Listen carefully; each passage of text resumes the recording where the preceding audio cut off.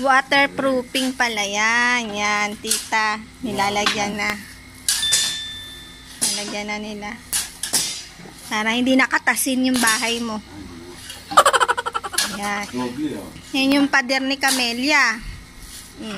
Pina-waterproofing na.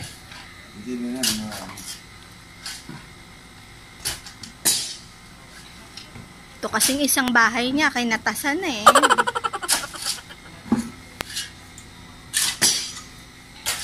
Yan sila. Ito yung day 3. Day 3 nyo na kuya, ano? Day 3. Day 3.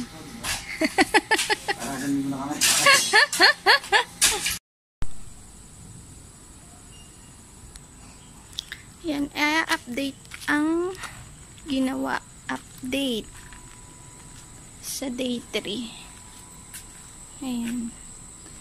Naglagay na sila ng hollow blocks doon sa hinukay.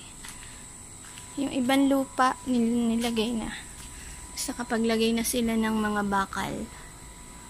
Ayan. So bukas yung buhos na lang, tapos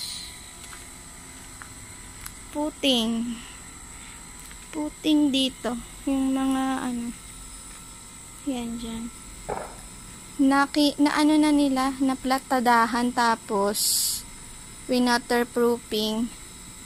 Tapos kanina hindi ko na videohan na nag sila ng antay-anay, nagmix sila sa tubig, hindi ko lang nakita.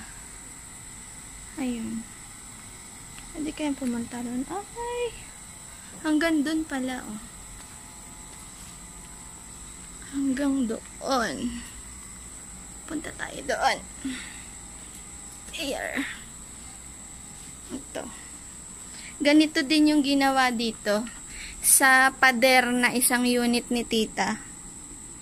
Yan. Nilagyan nila ng platada, yung pinakailalim. Tapos waterproofing din. May mga sahara silang nilalagay sa semento. Ayan. Yan yung pader ni Camellia. So, hanggang doon yung ginawa nila. Yan. Bago sila magbuhos sa poste, tapos dito sa, yan dito, sa kanal na yan, na may bakal. Yan.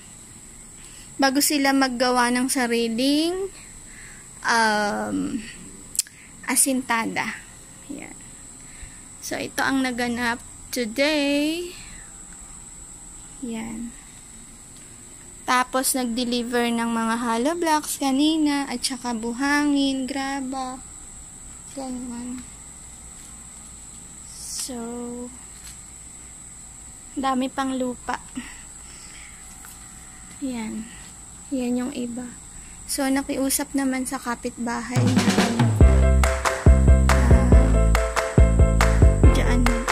halo.